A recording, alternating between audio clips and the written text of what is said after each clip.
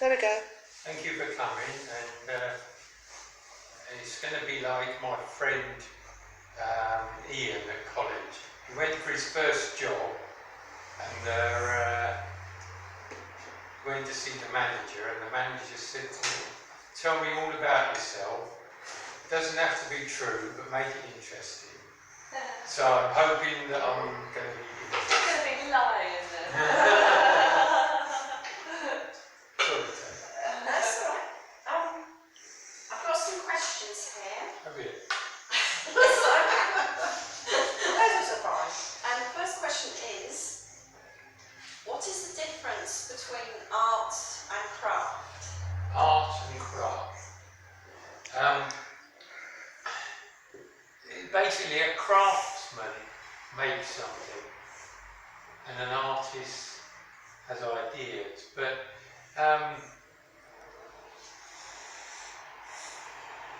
to produce art, you need to be a craftsman. So ultimately, is an art is just an empty room with nothing in it, and you've done nothing to create it, so there's no craft involved, and that is pure art. It is asking a question, but you haven't used craft. But most artists have craft, but you get someone like Damien Hirst, and he isn't a craftsman, so he gets someone else to do it for him. And as a painter, you choose your brushes, you choose what paint you use, and well, a camera, you take photographs. But Damien Hirst, he's choosing people to create his work. So he's got the ideas, so he's not actually a craftsman, but he is using a person like a paintbrush. He is instructing that paintbrush to create his work. So as a craftsman, I can't see him as a craftsman as such, but I think he is an artist because he has ideas and he creates the ideas through other people. So as artists, we are craftsmen to a degree, but I think myself, I'm quite lucky. I am a craftsman and I am an artist. And luckily I've been able to, well, I can't paint now because of my chemo and everything. I just can't stand up for long enough, but I feel God has given me the computer and He's given me the knowledge to be able to use the computer. So in some ways I'm a bit like Damien Hirst. I'm using that machine to create my work. So there is more input as far as I'm using my hands and things to do it. But in some ways, well, people say, oh, you do it on the computer, oh, it's easy, you just press a button. But not necessarily. So to define someone as a craftsman also, maybe you're making things that people want rather than having ideas and trying to express ideas. So you often think of a craftsman, someone that makes a chair or a table or something like that. But generally, there is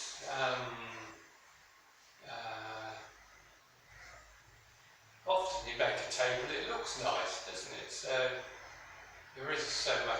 artistic way of thinking in making the table as there is in me drawing pictures. So it's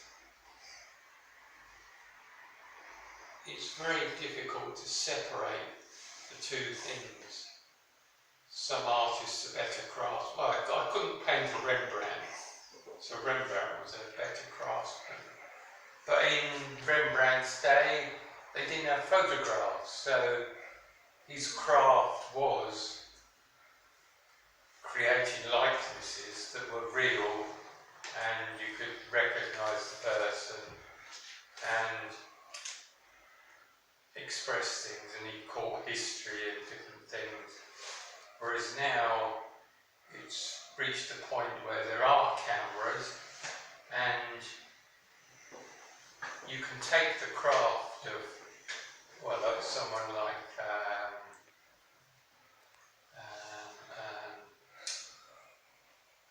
who's the guy that does all the horrible pictures of the horrible people poking you with forks and things? Bosch, Hieronymus Bosch. And at the time, he could paint like a craftsman. He could take the things that Rembrandt had done. Did he paint that picture of Ellis? Of death? No. He didn't do that, did he? He might have done. Hell. Was it Yeah. hell? What hell would look like? He did that sort of thing. Yeah. And he took the ability, and he'd learned craftsmen, like artists that painted real things, and he used that craft to be actually able to paint things that weren't real, like Salvador Dali and the Belgian surrealist, I can't remember. But they're using a craft that had just been used to create real things, and then they've gone on and expanded that craft and used their imagination to use that craft to create things that weren't real. So, yeah, my idea of a blank room is purely art, and once you start decorating the room, it becomes a craft. Would you like the next question? Next question. How did the artist Giacometti influence your work? Well, it was a funny situation, really. On Amazon, I bought books. So Amazon and Giacometti sort of got together, I think, and they give you a list of books and things that you might like to buy.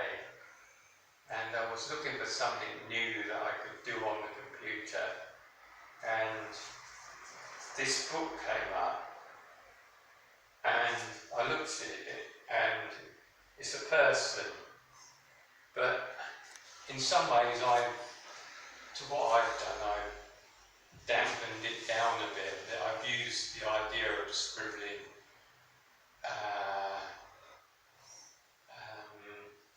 but mine isn't quite as wild as this. You've got more chance of seeing what it is. So,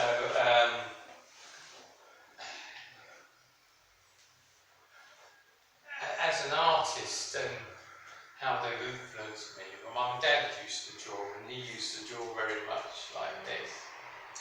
And I often drew like this, and you draw a picture all scribbly, and then you take a felt tip pen and you pick out the bits that you think are right, and then you rub the rest out. So you've worked it out, and you're left with the felt tip pen marks that the lines are the ones you've picked out. But dampening things down a bit, really, so that people can see what you're doing. In some ways, I feel a bit like someone like Jack Petriani. I'm doing things that people want to put on their wall. So, as an artist, I feel a bit like I'm selling my soul to the devil and not doing really what I want to do, but I want people to like my pictures and hang them on the wall. And one of my aims in life is to get my art out there, and so in some ways you have to do what people want.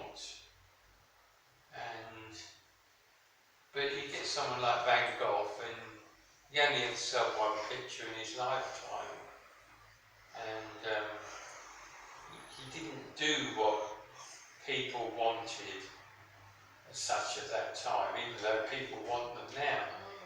But he was true to himself, and in some ways I feel like if I was completely true to myself, they'd look more like this. But I can't see myself ever being in the Tate Modern, even though I've actually had a picture of the Tate Modern in the back galleries once, and that was due to my mental illness. That there was a thing, and it was about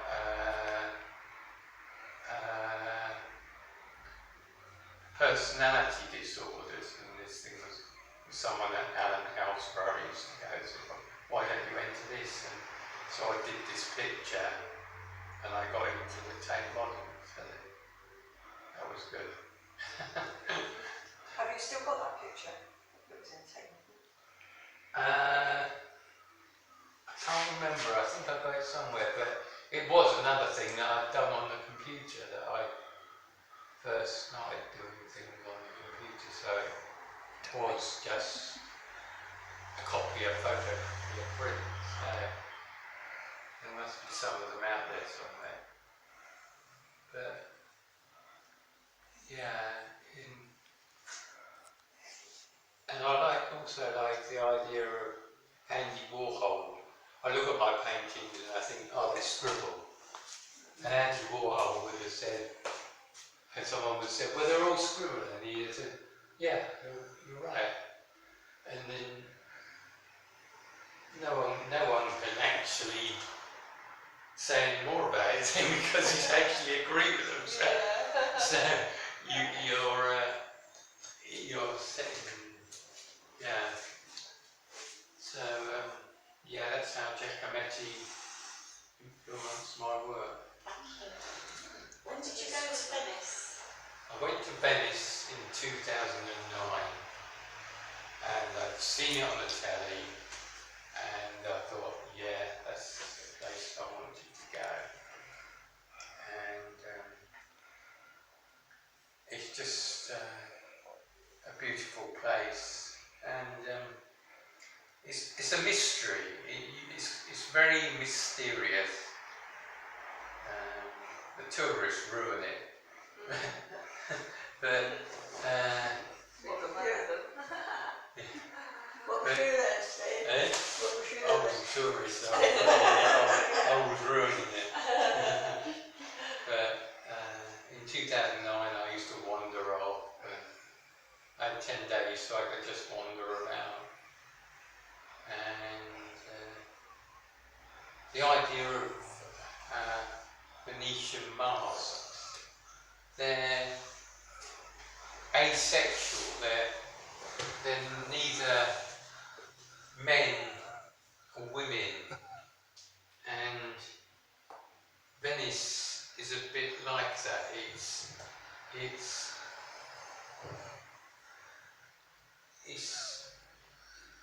undefinable.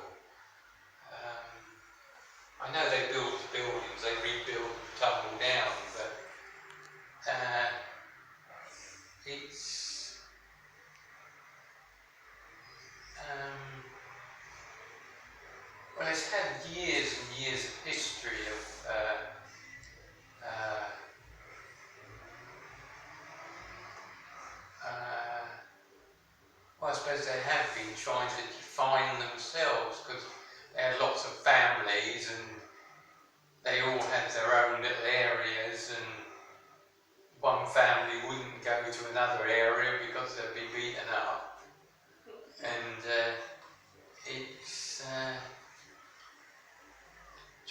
define itself. It's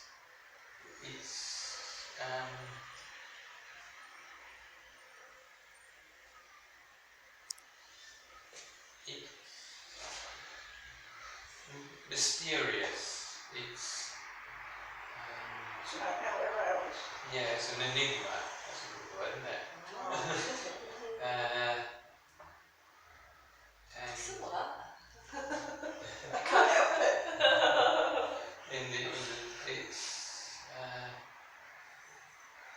yeah, and It gave you inspiration. it gave me inspiration, and in some ways the scribbly pictures are adding to the decay of Venice, sort of thing. They are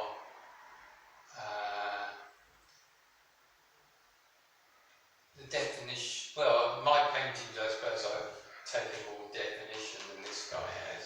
I have given my pictures more definition by adding the colour, but it's undefinable. It's the work is. I think lots of people have tried to make Venice their own over the years, and I think someone like Peggy Guggenheim, she set up a gallery there, and she had all the work of the expressionists and people, and she collected a lot of work that was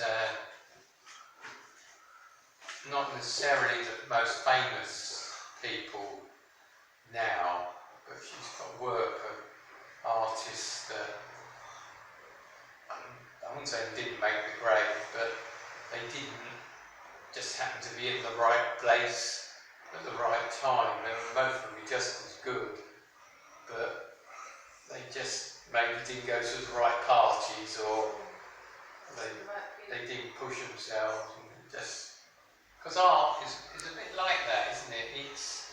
I've got quite a lot of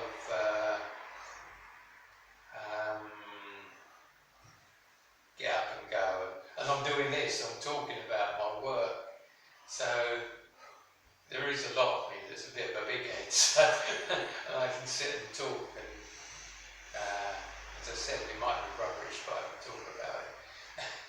And I've gone out and gone to people and asked, can I have an exhibition, or can you have good work in your shop?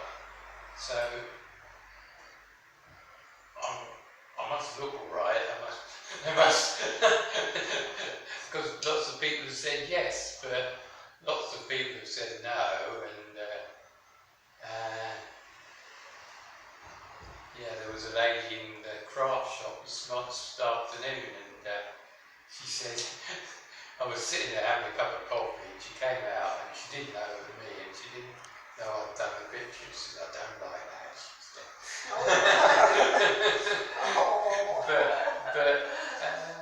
But if you don't like chocolate, you don't like chocolate, do you? Art is a bit like that.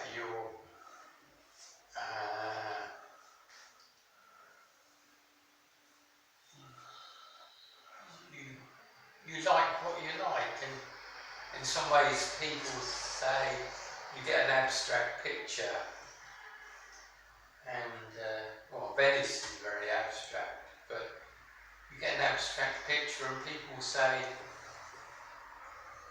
I don't understand it, but it's not a matter of understanding the picture, it's a matter of standing in front of it and relaxing and seeing how it feels to you, how it fits together, and how it makes you feel. It's not a matter of that's expressing the dark of hell or something. You might feel that, but it's like Mark Rothko's. You sit in front of a Mark Rothko,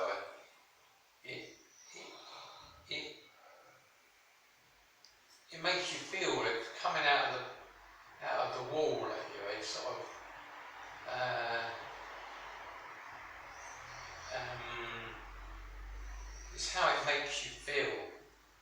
And Venice is like that, isn't it? It's hard to explain, but you're there in this environment, and it's how it all makes you feel, rather than trying to explain why. But as artists, sometimes we do. We look at a picture and we try to explain why. And I think in some ways people that aren't artists are more lucky than people that are, because we're always looking at pictures and saying, I wonder how they did that. I wonder what paintbrush they used to do that. Does that line, or yeah, and how did they frame it? And in some ways we lose that part of us that just accepts it. We're too busy trying to work out how they did it, and we're not accepting the feeling that it gives you. But there is art that tells stories and things like that, so there's pictures of things that actually depict things, so in some ways that's different. But yeah, it's like Mark Rothko again. He was doing these big squares and things, and he was searching for something. It was weird, and he obviously had some feeling of what it was, but he kept on doing it, and I don't think, well, I think he never achieved what he wanted, what it was he wanted, because he committed suicide. I suppose he was that nature anyway, but he was inclined, most probably committed suicide anyway, but he was an artist and he was trying to find something, and I think in some ways all artists are like that. I think we are trying to find this thing, but we can feel it, and in our own work we can look at it and feel, yeah, that's there, but it's not quite what I want. It's not quite what I want. Yeah. But back to having an ego again, and Mark Rothko, he did these pictures, I think they're in the Tate Modern now, and he was paid, well, he was going to be paid about £1 million in today's money to do these pictures for a restaurant in the Seagram building, skyscraper in New York. And he said, no, I'm not having them in the restaurant because people will be eating their dinner and they won't be looking at my pictures. They'll be off elsewhere. So, yeah, I feel Venice is like that. It's very hard to explain, and there is this search, and I feel that Venice is part of my search. Thank you. Would you like to say a few words about Outside In, and do you think you are an outsider? Yeah, Outside In is an organisation that I've been involved with for a long time, since it started in Pallet House. It is for, they've changed it to marginalised artists now, because outsider is not really a term that we can sort of use today, but there was a guy called De Buffet, and I think he was a bit of a psychologist and an artist, and he was interested in how people that hadn't been influenced by the art world would produce work. So he went to the asylums, not because they're mad, well, because of their isolation and seeing what work they would produce without the influence of the art world. But in some ways, it's an impossible thing to do. I suppose you take a baby and lock it in a box for 20 years, take it out and see what art it produces. But you can't do that. That's a bit silly. But yeah, he was looking for the isolation of these people. So yeah, and he termed the phrase art brute, and a lot of artists have sort of got it. And then Roger Cardinal wrote the book Outsider Art, and he took a lot of these artists and wrote about them, and some more modern ones because it was later, and he interviewed them and talked to them. And there was one that I wrote about in my dissertation. It was a man, and he worked in Venice, back in Venice again, and he was a cake decorator. And he did this stuff called skeletal writing. And someone convinced him that he should have an exhibition. And he had this exhibition. Well, back to skeletal writing. It made him feel calm. He felt that it was giving him something that made him feel calm. Obviously, he suffered from something. And he did this skeletal writing as, I don't know if Roger Cardinal said it was skeletal writing or himself. But yeah, someone encouraged him to have an exhibition. And he had the exhibition, and he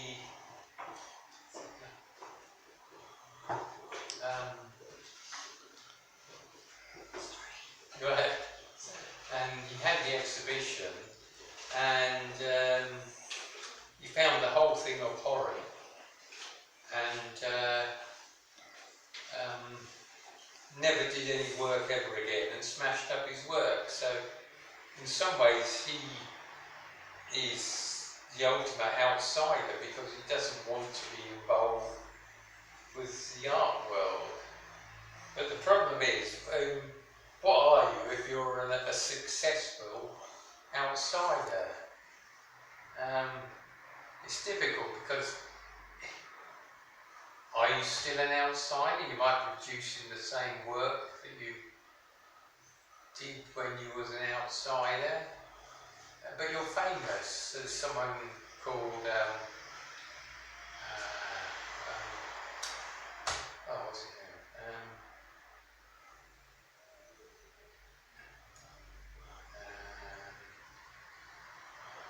Who did the little nasties and Hieronymus. Who did the nasties? Nasties and did the black and white drawings? Oh, that was Scotty Wilson. That was it, yeah. Sorry, I forgot it. Yeah, and he sat down one day and he started scribbling on the table, and he didn't stop until he covered the table. And people came in and said, "Oh, that's good, I like that." And so he went out and got pencil and paper, and he did a lot more of it. And he lived in Canada, but he came back to England and set up his own exhibitions. And people like Picasso came to see his work, and he knew he had something. So they're both in this book by Roger Cardinal called Outsider Art. So, but you couldn't get two different people. There was one that found the whole thing abhorrent and smashed up his work and didn't want the idea of an exhibition. But there's Scotty Wilson that thought, yeah, this is great. I really enjoyed this, and he really got a kick out of showing people his work. And I think even the Staffordshire potteries put stuff on their pots, and you couldn't get two opposite people. And to say that Scotty Wilson hadn't been influenced by the art world, he was fairly old and he'd been in the army and he had a second-hand shop, so he must have had pictures coming in and different things, so he had been influenced. But to look at his work, that's another thing. His outsider art style, and I think no, there isn't. An outsider art hasn't got a style because it's all different things. But I think we do look at certain work and think that compares, so that must be outsider art. So Scotty Wilson stuff, which you might say was outsider art, but he was just using his imagination and creating something that was a bit different. So lots of artists do that. They come along and they create, well, like Van Gogh, he created something that was different. So does that make Scotty Wilson an outsider? So it's a very difficult thing to actually define as such. But I think outside in is quite good. We know we're not going to help everybody, and they have an exhibition every couple of years, and not everybody is going to get in. And in some ways I feel that's not a bit unfair, but they've got a website, so you can put your work on the website and people can look at it. But ultimately there are some people that get more out of it than others. But it started working with other organisations, so it's making other organisations aware of what we think as outside in. So hopefully you'll get more people being able to take advantage of it, because there's other organisations that are looking outside in and saying, yeah, we believe in what you believe in. So more people will get help and more exhibitions will be put on. So it's very difficult. But then I look at it, and outside in was just Chichester, and it was ours. But now it's grown into this big international thing, and in some ways it's lost that feeling of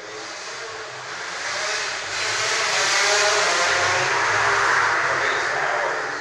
But I think it's still quite personal, and people still get a lot out of it, and they've helped me a lot. I had an exhibition there, blow my own trumpet now, and I sold most of my work, and I even sold the first picture in the first exhibition they had. But me as an outsider, my dad, he took us to art galleries, so we had a lot of influence of seeing artwork, and he had books on artwork, and he drew himself, and uncles that drew. So I wasn't isolated from the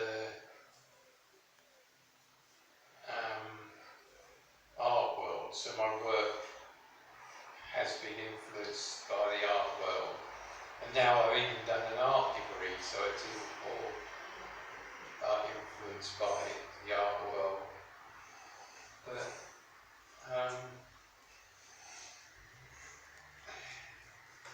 But lots of artists are trying to achieve this outsider thing.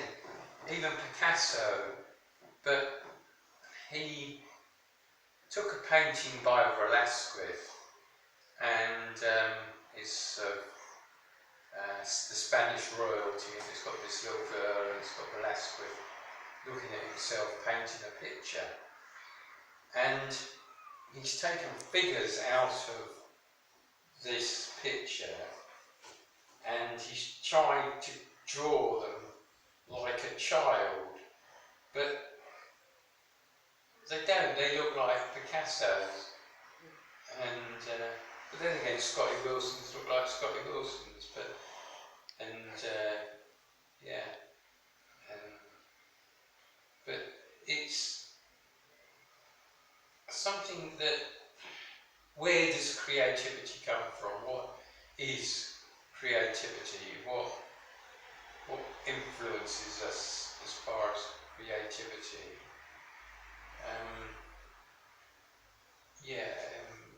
We have ideas, and a lot of these ideas are stolen or borrowed. It's very difficult, but to get back to the idea of drawing like a child is, I think, one thing that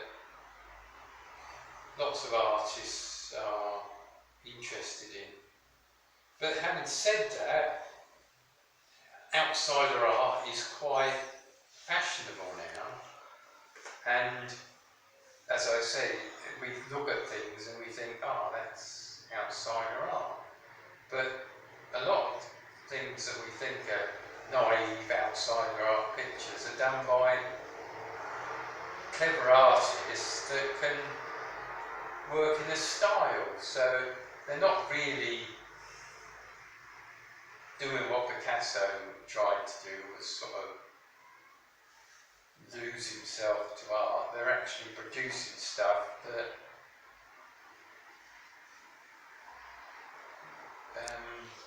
looks like what we expect outsider art to be.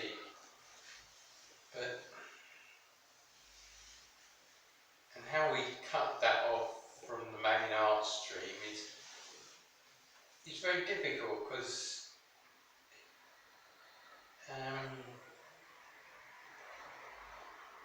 we have various stages of training and things, but yeah, so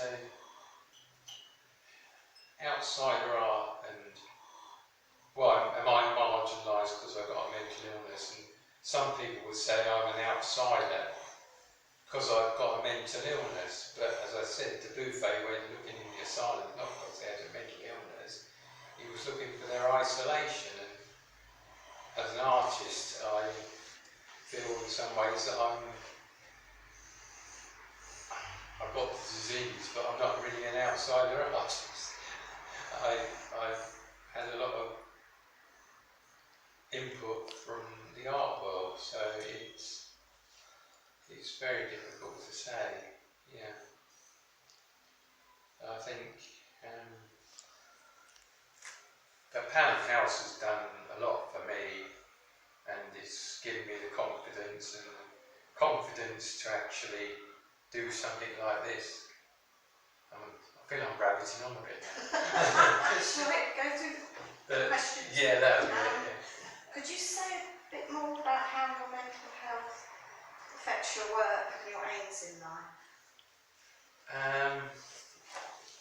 How it affects my work. I think maybe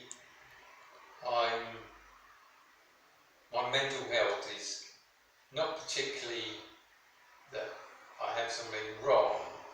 I think that I'm quite a sensitive person, and the world easily gets to me. It's not particularly because I'm ill, it's just me, but the drugs sort of keep me not worried about things too much. And how it influences my work, I think I am an observant, sensitive person, so I feel I do look at lots of things, and things, artwork. I like looking at the way people do things, and I'm quite interested in how other people are and what they do, and so as a mental illness, it's not particularly, but then again, say I took away this mental illness,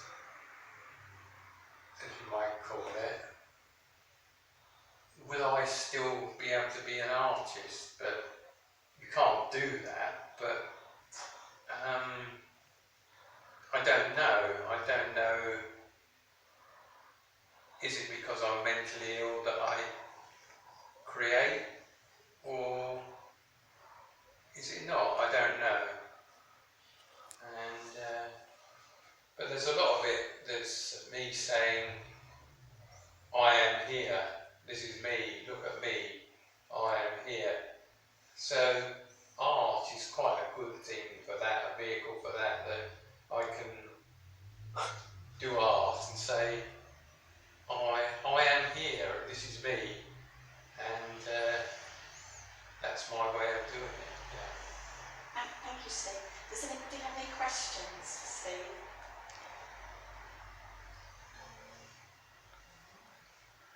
No. Would you like to say a little bit more about the male and female faces? Oh yeah, that's a very weird thing. What is a male and what is a female face? Looking at these 6 up here, I'd say the 2 bottom right hand ones were male, and the 2, 3, 4 were female. But why? I don't know. Do men have big noses? But what makes a female face look female, and what makes a male face look male? Hair often makes a difference, and the way you dress. So is it that we maybe learn from birth what a mother looks like and what a father looks like, so we expect different reactions from different people. But I was looking at the birth of Venus, and I did a copy of the face of the birth of Venus, and she's got very big bits here, and I thought that was quite good in these Renaissance paintings. And men do have a bigger jaw, so you might say that is different. But you take someone like Marilyn Monroe, if she was out of makeup, she had quite a masculine looking face, but when she was in her makeup and everything, she was quite feminine. So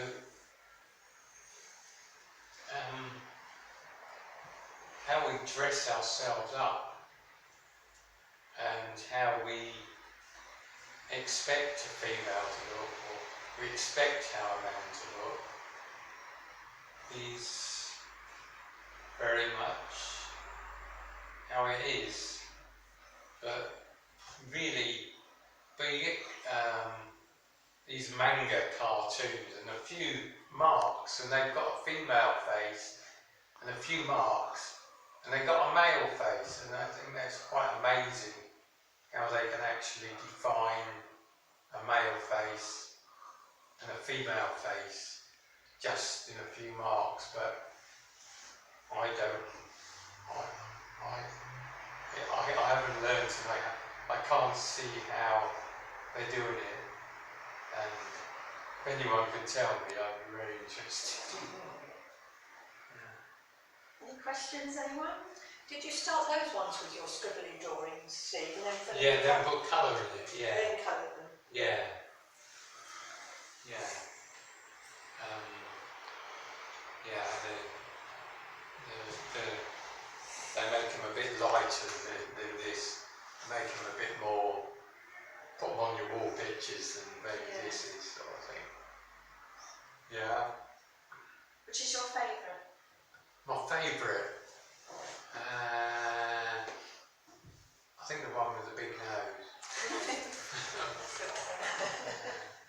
Yeah. Why? Thank you, Steve. Why? Why? Tell me why. He's a bit more scary.